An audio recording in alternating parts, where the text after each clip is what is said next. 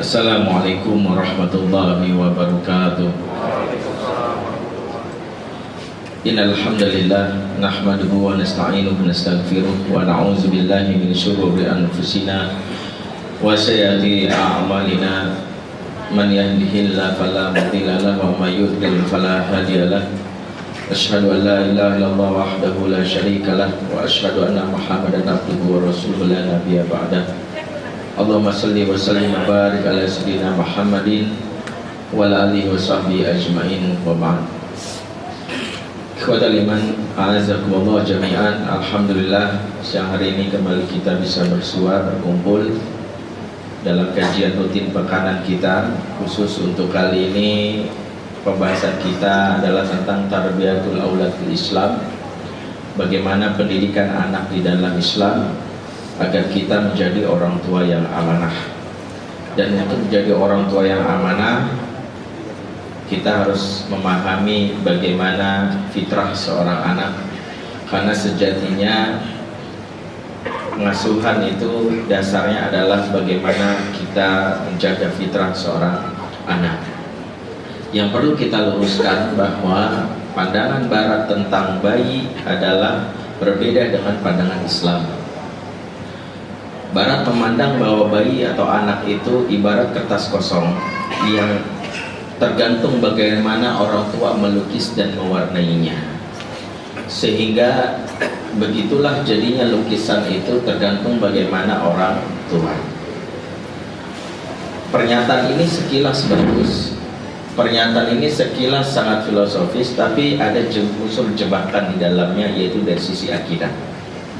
Kalau kita menyadari atau menyatakan bahwa sejatinya anak tidak punya sekalipun bekal dari Allah Subhanahu wa Ta'ala, dan tergantung bagaimana nanti orang tua mendidiknya, maka kita akan memahami bahwa otoritas orang tua 100% murni menentukan kehidupan masa depan anak, sehingga mengabaikan bahwa ada unsur sentuhan Allah di dalamnya.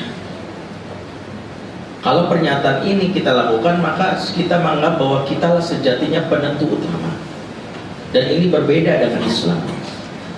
Islam memandang bahwa anak yang lahir itu punya program dari Allah. Dia tidak murni kosong. Makanya hadis Rasul yang sering kita baca, sering kita bahas, bahkan sering kita dengar, ya, ma min mauludin illa yuladu ala fitrah fa abawahu yuhawidanihi aw yunassiranihi aw yumajisanihi. Tidaklah seorang bayi yang lahir kecuali dalam keadaan fitrah, maka kemudian kedua orang tuanya lah yang akan menentukan anak itu menjadi Yahudi, Nasrani atau Majusi. Fitrah di sini artinya setiap bayi punya bekal atau program khusus dari Allah, sehingga ibarat sebuah komputer, maka sejenis software lah yang ditanam di dalam diri seorang bayi. Software inilah yang menentukan apakah orang tuanya memberikan hardware yang kompatibel, memberikan hardware yang cocok sehingga software program ini bisa berjalan, atau tidak sama sekali.